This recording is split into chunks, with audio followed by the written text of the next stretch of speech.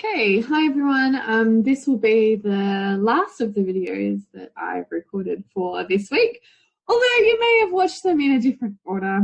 But in any case, so this is the Johnson and Buttress case, which is our one and only undue influence case, and it deals with the nature of presumed undue influence that doesn't fall into that doctor-patient type categories, okay? So presumed undue influence.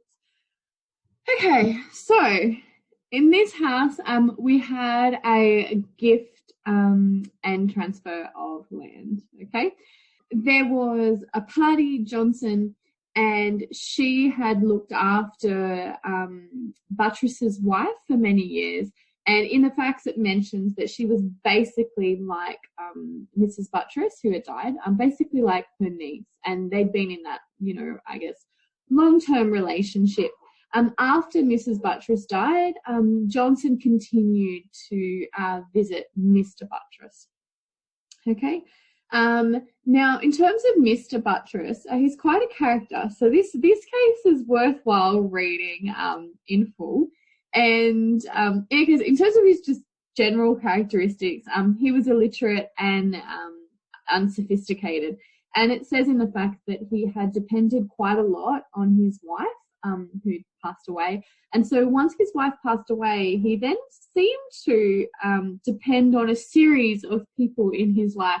But the relationships only ever seemed to last a couple of weeks before something soured. So he'd go and stay with his sister, then things would go bad. He'd go stay with the other sister, things would go bad. He had his son living with him for a little while, then things went bad, etc. But in any case, Mrs. Johnson was one of the people that he relied on. And he ended up transferring her his property for free. It was a gift, okay? Now, Mr. Buttress didn't receive independent legal advice before giving the gift of property to Mrs. Johnson, but he did receive legal advice, just not independent legal advice. So he'd gone to the solicitor with Mrs. Johnson, okay? Now, when Mr. Buttress died, the transfer was challenged by his son as executor of the Buttress estate.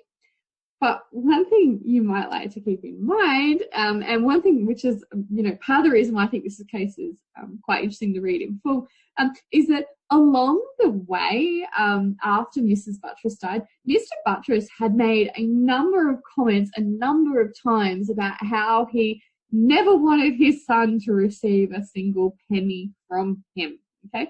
So he devised a series of wills that never seemed to last for too long before he, I guess, lost interest or confidence in the people that he decided to gift his property to.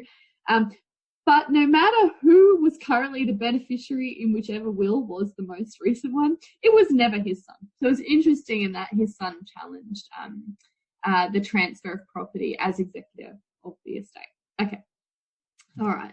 So in terms of what happened in this case, the transfer to Mrs. Johnson was actually set aside. So there was no evidence that she'd actually pressured Mr. Buttress or tried to trick him or anything like that into transferring herself the property. But the fact that he had that trust and confidence in her and she was seen as the dominant party because of his weaknesses, for example, around his illiteracy, that presumption of a relationship of undue influence arose, okay? And because that presumption arose, the burden of proof then shifted to Mrs. Johnson to prove that she had not taken actual advantage of her position, and she was unable to do this. So one thing you have to keep in mind with these undue influence cases is when there is a presumed undue influence, it is exceptionally hard to rebut that presumption, okay? All right, so we'll come back to that in a moment. So in terms of our case reading guide questions then, what type of case was this? What was being set aside here? Well, it's not actually a contract case because there was no consideration. So here was a gift and transfer of land, okay? In terms of the second question, who was seeking to have the transfer set aside? It was Mr. Buttress's son, who was administrator of the estate.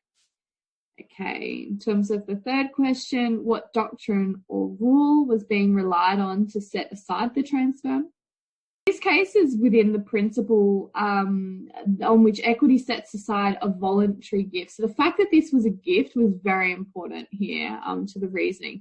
So equity sets aside a voluntary gift on the presumption that the gift was obtained by abuse of the relationship, unless the person can prove that the gift is a free exercise of the donor's will.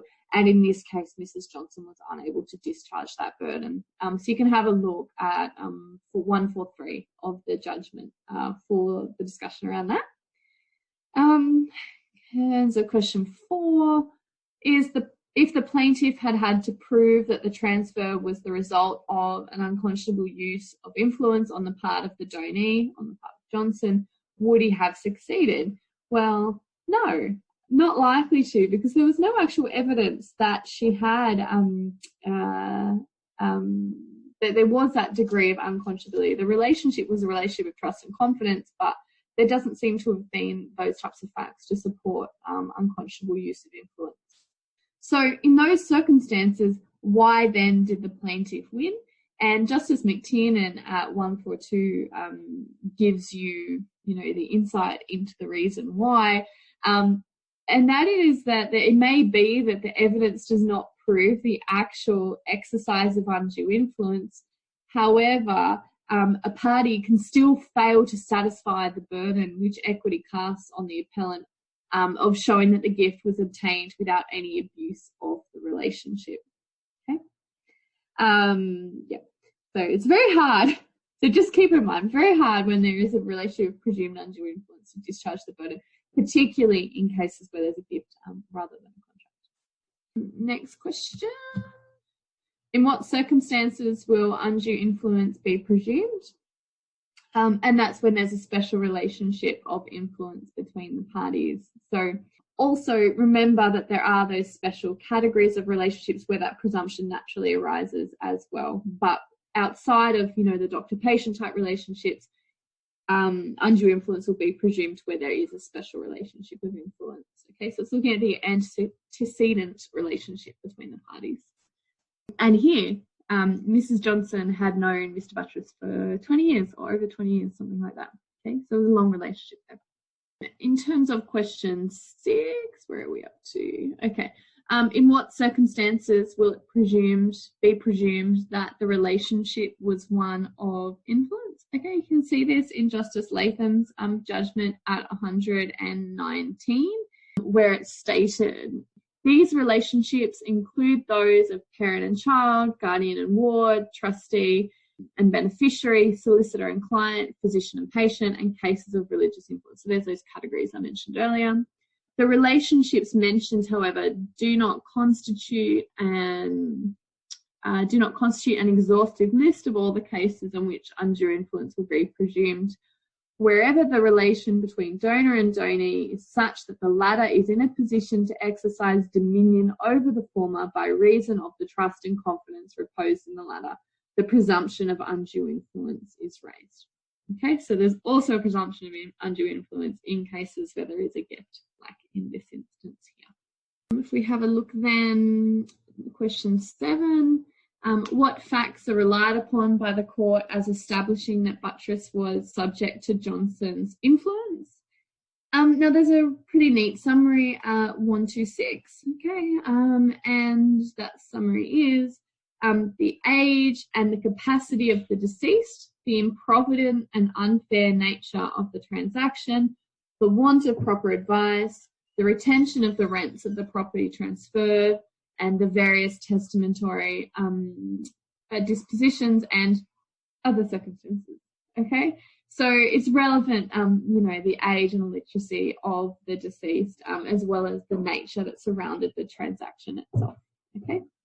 Number 8, if the transfer had been the result of a sale and purchase, what relevance would this have had to the decision whether the transaction should be set aside? So if you have a look at 136 of the judgment, it states, so when the transaction is not one of gift, but the purchase of made under a contract, the matters affecting its validity are necessarily somewhat different. And in those instances, it's the adequacy of consideration which becomes material, okay? So instead of inquiring how the subordinate party came to confer a benefit, the court examines the propriety of what wears the appearance of a business dealing. Okay, so the nature of the transaction itself is central then, okay? Cool.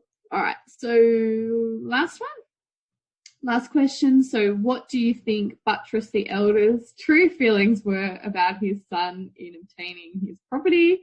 As mentioned, you really do. Like, the facts are pretty good in this case. You should have a close read of the textbook extract. There's a number of comments around the son, including the one that I've got on the slide here. His son had long ceased to please him, and many expressions that he should get nothing are ascribed to Buttress. You can see that at 128, but there's numerous little quotes, okay, or paraphrases around what he said about his son in the judgment. Okay, so it seems pretty obvious to me from the facts that Buttress didn't want his son to get it. But as to whether or not you think that presumed undue influence should have set aside the contract here, I think is, a matter of subjective interpretation. To me, it seems pretty obvious that he knew what he was doing when signing over the contract to Johnson. But that obviously isn't what undue influence focuses on here. It focuses on the nature of the relationship between the parties. And Johnson clearly did have a degree of ascendancy over Buttress, even if that can't really be described as some type of unconscionable dealing between them. So, yes, there you go. Okay, this was Johnson and Buttress.